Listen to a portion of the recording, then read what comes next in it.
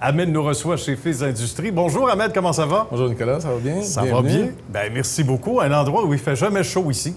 Toujours froid. Ça, toujours, c'est certain. soit climatisation, réfrigération, là, on s'occupe du froid. Pourquoi d'abord le domaine de la réfrigération? La réfrigération, c'est venu, c'est une passion qui est venue parce que c'est un domaine qui est vraiment diversifié. Donc, on a l'électricité, on a la chimie des gaz, il y a beaucoup de choses. C'est un domaine qui est vraiment complexe si on compare aux autres domaines de la construction. Donc, c'était vraiment le défi qui me poussait, là, régler les problèmes, trouver des solutions, toujours aller plus loin. Là. C'est un domaine qui est assez profond, là, où on peut toujours avancer. J'imagine, c'est intéressant ce qu'on mentionne là parce que être sur l'adrénaline, et c'est pas fait pour tout le monde, parce que quand le téléphone sonne, c'est toujours pour hier. Il y a des gens qui ont de la marchandise, évidemment, dans les frigos, ils ne veulent pas de pertes et c'est normal. À partir de là, on se bâtit nos épaulettes, comme on dit, puis les années passent, et là, on décide de devenir son propre patron. Ça, est-ce que c'est un déclic qui s'est fait de façon un peu naturelle ou à force de pouvoir relever les défis? J'étais toujours à travailler à mon compte. J'avais toujours une petite entreprise, toujours quelque chose qui travaillait à mon compte. Donc, c'était naturel pour moi de père en fils. Toute la famille, on est toujours dans l'entrepreneuriat ou toujours dans le business. Donc, oui, c'était toujours ma tendance pour partir travailler à mon compte. Aussi pour pouvoir avancer, parce que quand tu travailles pour une compagnie, tu as une limite. Tu peux être le meilleur technicien que tu veux, mais il y a toujours une limite. Tu peux plus avancer à un certain point. Tu restes plafonné. Donc, c'était vraiment le défi pour pouvoir avancer, pour pouvoir grandir, pour pouvoir prendre de l'expansion qui a fait qu'on est parti à notre compte. Là. Et parce que, justement, il n'y a plus de plafond, là. Exactement. Sky's the limit, comme on dit en latin. Donc, évidemment, après ça, ce qui est intéressant, c'est que tu grandis évidemment, dans l'expérience acquise sur le marché du travail, mais en tant que patron, cette fois-ci. On commence par quoi quand on devient patron dans ce domaine-là? Parce que c'était de l'usager au départ? Exactement. Seconde on est parti, avec le service, ensuite avec l'usager. Okay. Et après ça, on s'est associé avec des partenaires comme des partenaires italiens, Pastor Frigo, qui est une des plus grosses compagnies de réfrigération, d'équipements réfrigérés mondial.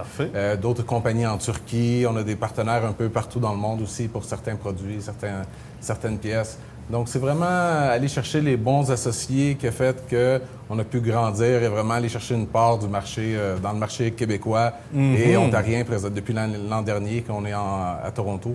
Donc, on couvre pas mal tout le Québec et l'Ontario, là, qu'est-ce qui est de distribution, équipements réfrigérés, réfrigération, services et installations. C'est un domaine où ça évolue beaucoup au niveau des technologies. On est porté à penser de l'extérieur que, bon, un frigo, c'est un frigo, mais c'est pas vrai. Ça a évolué beaucoup ces derniers temps. Beaucoup, et surtout pour les normes énergétiques et pour la protection de l'environnement. C'est ça les deux points qui sont vraiment les plus importants dans ce qui touche la réfrigération. Les gaz, avant, il y avait les gaz à effet de serre qui affectaient beaucoup l'environnement. Et maintenant, on est arrivé avec des gaz comme le CO2 qui n'ont absolument aucun effet nocif, ni sur l'environnement, ni sur l'effet de serre. Donc, c'est ça, c'est toujours un développement. Et nous, on travaille toujours en équipe avec les clients pour trouver c'est quoi les meilleurs systèmes, qu'est-ce qui convient vraiment à leurs besoins.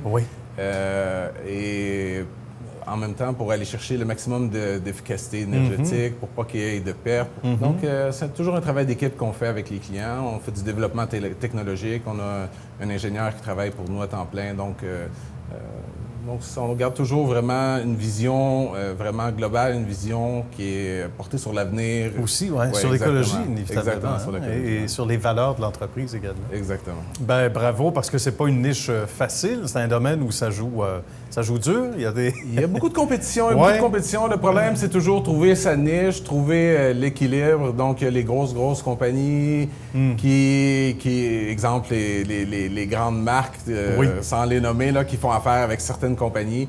Donc, nous, on essaie de trouver les particuliers, les supermarchés, les gens qui sont les indépendants. Ça permet d'avoir une approche un peu plus personnalisée, on peut dire comme ça aussi pour chacun? Les clients, on a des relations vraiment qu'on développe avec notre clientèle. Là, donc c'est vraiment le service. Les gens font affaire avec nous pour la relation qu'on a développée avec eux, pour le service qu'on donne. Comme vous disiez tantôt, les urgences, ici ou ça. C'est sûr qu'au début, c'était très difficile. J'imagine. Quand on travaille à son compte, faire du service des fois la nuit. Quand les clients les appellent, c'est toujours, comme vous dites, si c'est des urgences, des fois des 50 000 ou 100 000 $ de marchandises dans un congélateur. Il y a une pression, là. Il ne veut pas attendre 3 jours. C'est sûr. Tu travailles un peu comme... C'est pas comme un docteur sur appel, là, l'urgence qui appelle, il faut que tu sois présent. J'imagine, hein? Donc, jusqu'à temps que nos équipes se forment, qu'on ait des équipes qui prennent la relève derrière nous, là, ça a pris quelques années. On a supporté le stress, on a supporté beaucoup, mais aujourd'hui, on est bien établi. Voilà. Puis ça prenait de l'huile de coude. Et du travail sur le plancher aussi. Il fallait faire ces appels de service-là, puis tenter de dormir, puis être ici dans le jour. Donc, c'est vraiment pour les gens qui se partent en affaires. Donc, c'est une question, si tu regardes dans le futur, si j'avais su à travers quoi je devrais passer à travers toutes ces années, peut-être j'aurais eu peur. Mais on regarde toujours plus loin que nous, on regarde toujours vers l'avant, on continue d'avancer, À un moment donné, tu regardes derrière, tu dis « Oui, je suis arrivé jusqu'à ici. » Je suis arrivé jusque-là, on a grandi, on a des bureaux ici.